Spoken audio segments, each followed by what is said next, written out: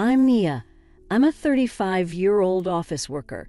Recently, my boyfriend Tom, who had been on an overseas assignment for a long time, returned to the United States. During our nearly 10 years of long-distance relationship, we faced several crises of breaking up, but each time we talked it out and overcame them. Although my dream of getting married in my 20s didn't come true, I realized that age doesn't matter as long as I have him.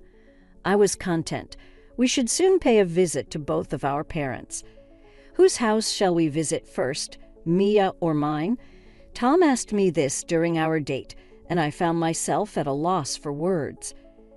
Well, as I hesitated, he looked puzzled. Hey, you're not going to say you don't want to marry now, are you? I've finally managed to return to the United States. No, it's not that. It's just, I'm happy that Tom has come back. But the reason I added but was because the image of Tom's mother popped into my mind. The thought of marrying Tom and having his mother come with the package cast a dark shadow over the idea of our marriage. I first met Tom's mother, Mrs. Jane, 10 years ago. I was 25 at the time. I unexpectedly bumped into Mrs. Jane during a date with Tom, my colleague at the time. Tom, what are you doing here? Oh, are you on a date? Nice to meet you, I'm Jane, Tom's mother. Mrs. Jane was 47 at the time.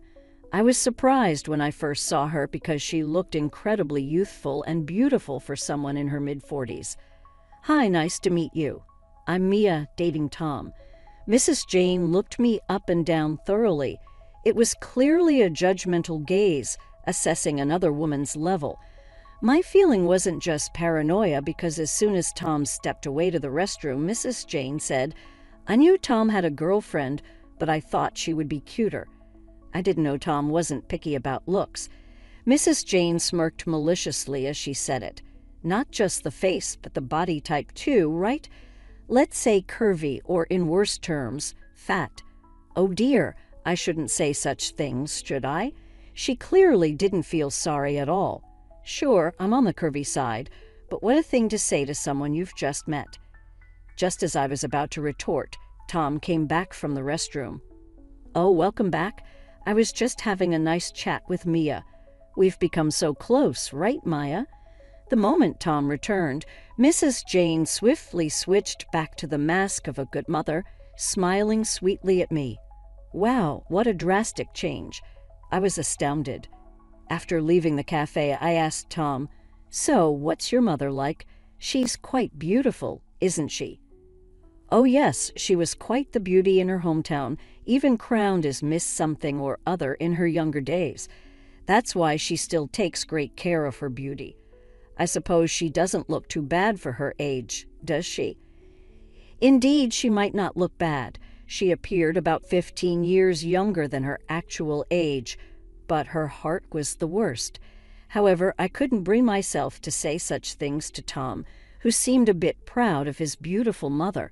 But then I thought, if I marry Tom, she'll become my mother-in-law. Honestly, that thought filled me with apprehension at the time. Then came the 10 years. Soon after Tom was assigned to work in New York, he left for New York, and naturally, our wedding plans were put on hold. I hadn't seen Mrs. Jane for all that time. Yet, hey, are you still feeling unsure about marrying me? Lost in my thoughts, Tom's voice brought me back to reality. I guess yes, so your father might be worried about you marrying someone like me. Oops, I need to be careful. I got caught up in unpleasant memories from the past. It seems I've unintentionally given Tom the wrong impression. It's nothing like that. I'm just experiencing a bit of pre-wedding jitters. Don't worry, I'm definitely up for getting married, I said to Tom, trying to sound cheerful. No matter what kind of person the future mother-in-law is, I'm not marrying her after all. And it's been 10 years, surely she must have mellowed a bit by now. I tried to reassure myself. But that was nothing more than a fleeting hope. The following month on the weekend, I was heading to Tom's house, not for a marriage proposal visit, but just to pick up something he forgot. Tom, of all things, forgot the movie tickets for our cinema date at home. We lost the chance for a leisurely lunch, but it was fine. We'll just enjoy hot dogs and popcorn while watching the movie. We should just make it in time. Wait here for a sec. I'll be right back with them as soon as we arrived at his house. Tom said this and hurriedly went upstairs. So noisy, Tom. Are you back? Ah, you are. Hearing Tom's voice, Mrs. Jane appeared at the entrance. Hi, hello, I greeted her, and Mrs. Jane suddenly burst into laughter. Oh my, it's that girl from 10 years ago, the chubby piggy. Chubby pig, she must be referring to me. Oh my, am I still together? Tom really has unique tastes, doesn't he? I never thought he'd still be with the same girl after all this time. Why doesn't he switch to a younger woman? She said with a faint smirk on her face. I couldn't believe my ears at Mrs. Jane's words. Huh. Of course, right? Tom's an elite who returned from New York. There must be plenty of women aiming for him. You might have slimmed down a bit in the last 10 years, but on the flip side, there's been some decline, hasn't there? If you were in your 20s a decade ago, that makes you in your 30s now, right? Oh my, you're practically an old lady now. If I've aged over the last 10 years, then Mrs. Jane must have aged too, right? But when I thought about it, Mrs. Jane looked exactly the same as she did 10 years ago, so much so I wondered if she was not just a beautiful witch, but a real witch. Hey, Mia, right? If you had any common sense, you'd step back yourself, don't you think? Ask yourself if you're truly worthy of Tom deep in your heart. Just then, Tom came bounding down the stairs again. Sorry for the wait. Took me a while to find the tickets. Let's go. Oh, Mom, what's up? Miss Jane answered with a nonchalant face. It's nothing, dear. Come on, you don't want to miss the movie, don't you? Right? Let's go, Mia. Tom grabbed my arm and led me out of the house. I couldn't say anything to Mrs. Jane, and I also couldn't say anything to Tom. What would Tom think if he knew what his mother said? I didn't want to upset him, but I knew I couldn't let things continue this way. With that mother-in-law in the picture, there's no way I could be happy in marriage. But what should I do? I didn't know. Sometime later, Tom came to my house to get approval for our marriage. Of course, my parents said okay. It seemed my father had always hoped I would marry a man of his choosing, but he respected my decision as it was the man I chose. My father made a request, but it was up to us whether to fulfill it or not. Well, I guess we've cleared Mia's house. Next is my house next weekend, Tom said, stretching out as we left my house. Yes, at Tom's house, Mrs. Jane would be there. I would need to get her approval for our marriage. Will it be okay? As I felt anxious, Tom reassured me, it'll be fine. I'm with you, which eased my worries a bit. And then, finally, the next weekend arrived. My heart was pounding. What's up, Mia? Are you nervous? Seeing me taking deep breaths, Tom laughed. I understand. I was super nervous when I went to greet Mia's parents, too, especially since your dad is my boss, but it's okay. Both my parents are easygoing. You've met my mom before, right? It's precisely because I've met Mrs. Jane before and because it's her that I'm so nervous. In my mind, I screamed silently, "Hello, welcome, you must be Mia. Nice to meet you," as Tom's father greeted me warmly when I opened the door. Welcome, then Mrs. Jane appeared from behind. Seeing her, I shuddered. Her makeup was too much. It was like she was ready for a party. With such intense makeup, her eyes were shimmering with glittery eyeshadow. Her outfit wasn't a party dress, but it was something one might wear to the theater. It seemed like her preparation was more about establishing dominance than welcoming me. I discreetly checked my own outfit. My clothes were fine, my stockings had no runs, and my accessories weren't too flashy. My blouse was freshly laundered without a single wrinkle. My hair was neatly styled, and I had just touched up my lipstick in the restroom at the station. Then, as Mrs. Jane passed by me, she said, "You've got lipstick on your teeth." I quickly covered my mouth in panic, but when I checked in the mirror when no one was looking, there was no lipstick on my teeth. Mrs. Jane had lied just to see me flustered. I put my compact back into my bag and stared at my phone inside for a while. I couldn't help but think that today's greeting might just determine my fate. Mrs. Jane, carrying tea on a tray, entered the living room with Tom's father.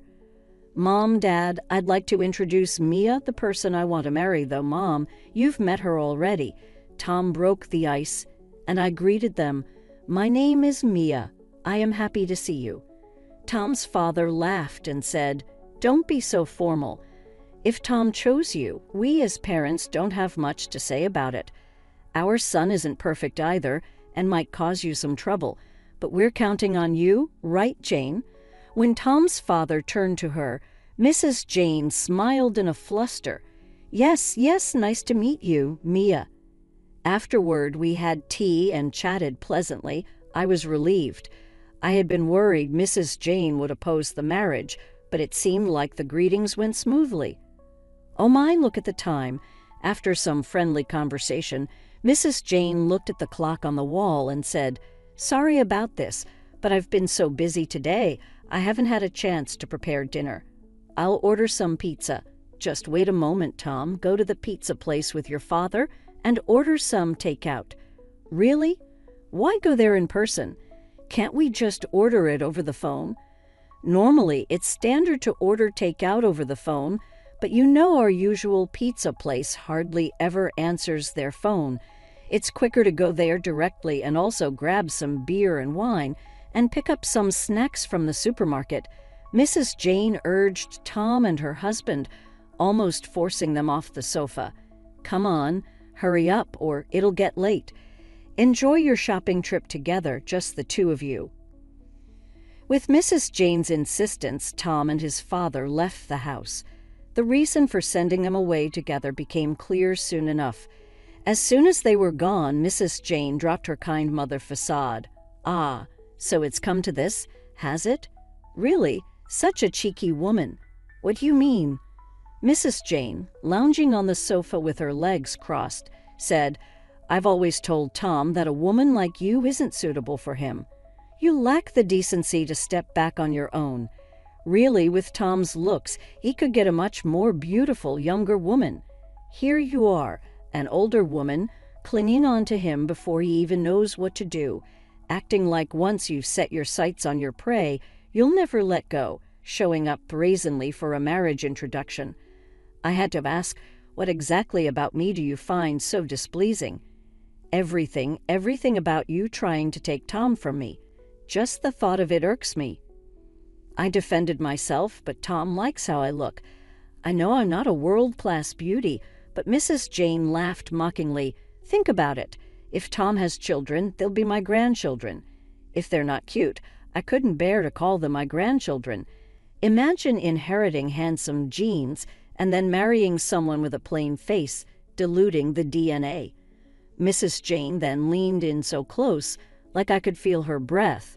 "Listen here, even if you marry Tom, I'll never accept you as my daughter-in-law. I'll find a way to break you up even after the wedding. Then I'll find him a younger woman as beautiful as me, though finding someone as beautiful as me is hard." Of course, I gripped my bag tightly that was lying beside me. "So if I leave now, would that satisfy you, Mrs. Jane?" "Well, yes. If you could just disappear forever, that would be wonderful." "I understand," I replied. "I'll do as you say." "That's right, that's what you should do. And don't bother telling Tom or my husband. It's useless. I'm always the beautiful wife and kind mother. No one would believe you." Then Mrs. Jane stood up from the sofa, looking down at me and said, "Don't ever show your dirty face here again." Just then, the sound of the front door opening could be heard. We're back. Suddenly, Mrs. Jane burst into tears. "What's wrong?" In my confusion, Mrs. Jane turned to the two men who had just entered the living room and accused, "It's awful. Mia verbally attacked me while you were gone. I don't think I can ever get along with her." Huh. I was astonished. When did I ever verbally assault Mrs. Jane? Mia said she'd rather not care for us when we get old, even saying it would be better if we went to heaven sooner rather than later, and that she'd treat us horribly if we became senile. Oh, I can't even say it. She's scary. Mrs. Jane clung to Tom's father, playing the victim. How could you, Maya? Tom's father frowned at me. You seemed like a good person, but I can't believe you'd say such harsh things. No, that's not true. I didn't say anything like that. In fact, I was the one who was verbally abused as I tried to defend myself. Mrs. Jane cried out in tears, "Liar! Do you think I'm such a rude person? Then show some proof." That's right. I can't believe my wife would lie. Tom's father seemed completely on Mrs. Jane's side. Tom started to say something, but I stopped him.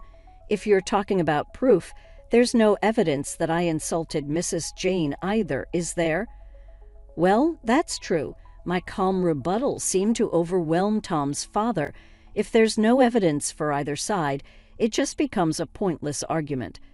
Unfortunately, I do have evidence on my side. What? Mrs. Jane, in utter shock, stopped her fake crying and exclaimed. It seems she never dreamed I would have evidence. I've been recording on my phone since I arrived. Considering Mrs. Jane's previous remarks, I thought something like this might happen. I'm glad I was cautious. What do you mean by your previous remarks? Tom looked surprised at my words. Proof is stronger than arguments. I took out my phone from my bag and pressed the playback button on the voice recorder. Really? Such a cheeky woman. Old woman, I'll never accept you as my daughter-in-law. Disappear forever. Don't ever show your ugly face again, Mrs. Jane's ugly epithet echoed in the living room. Stop it. Mrs. Jane lunged at me, but Tom restrained her. Mom, stop it. But Tom, this is a mistake. Mia is trying to frame me. Mom, just stop, please. Tears welled up in Tom's eyes. Realizing the true nature of his mother must have been devastating. I sympathized with Tom, but there was no turning back now. I've been verbally abused by Mrs. Jane since I first met her 10 years ago. It's because she's beautiful and I'm just average. But no matter how beautiful someone is on the outside, I can't accept someone so ugly at heart as my mother-in-law. So I won't marry Tom, and as you wish, I'll never come back here again.